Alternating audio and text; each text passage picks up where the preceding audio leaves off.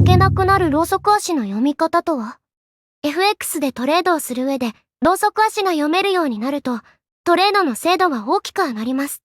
うまく読めるようになれば、トータルで負けることはなくなるでしょう。そこで今回は、負けなくなるローソク足の読み方についてお伝えしていきます。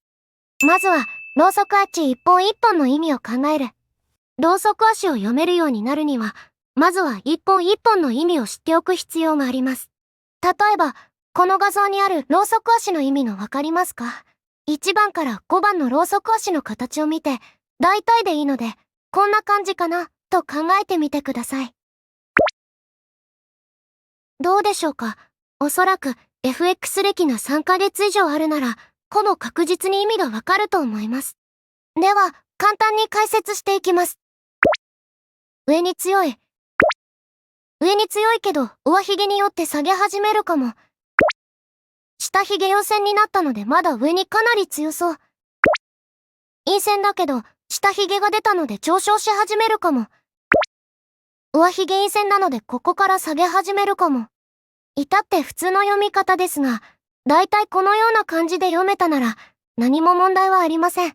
ただ、これは基礎中の基礎なので、これらを読めただけでは、負けにくいトレードというのにはまだ遠いです。ローソク足から相場参加者の心理を考えながら読む。ローソク足一本一本の基本的な読み方に関しては、特に問題なかったと思います。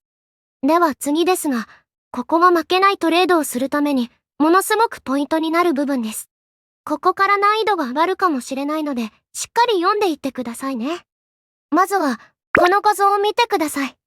右端の陽線が出た後、上と下、どちらに動きやすいと思いますか？右端の陽線だけでなく、その前のローソク足も含めて考えてみてください。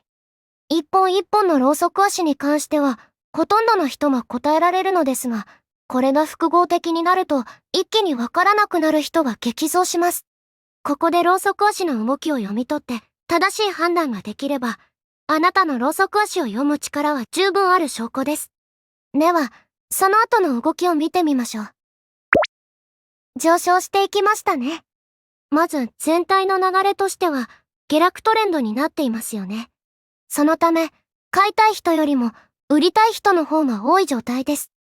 よって、売りをメインに考えるので、下落しそうな形ではありますよね。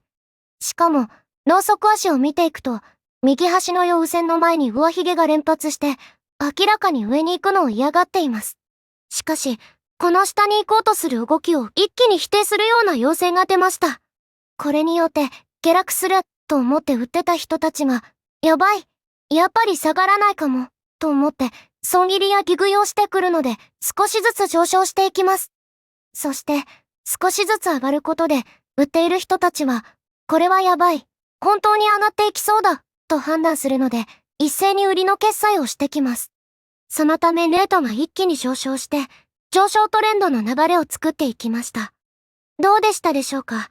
ローソク足の意味を丁寧に考えながら、塊として見ていくと、次にどう動きそうなのかわかりますよね。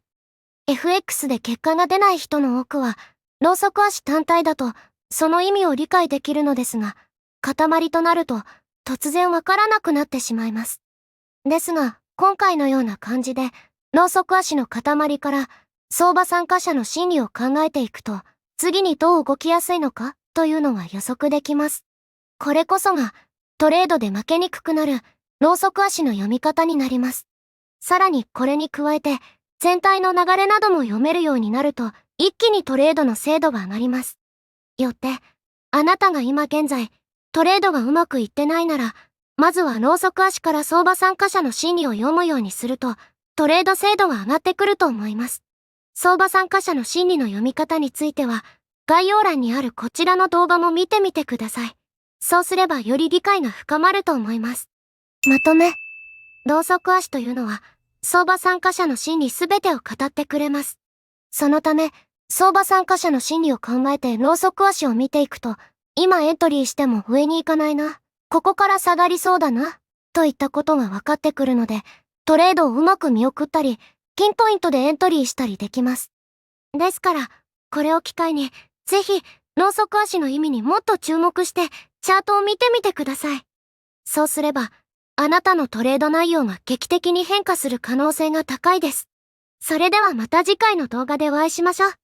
役に立ったと思ったらいいねとチャンネル登録をお願いします。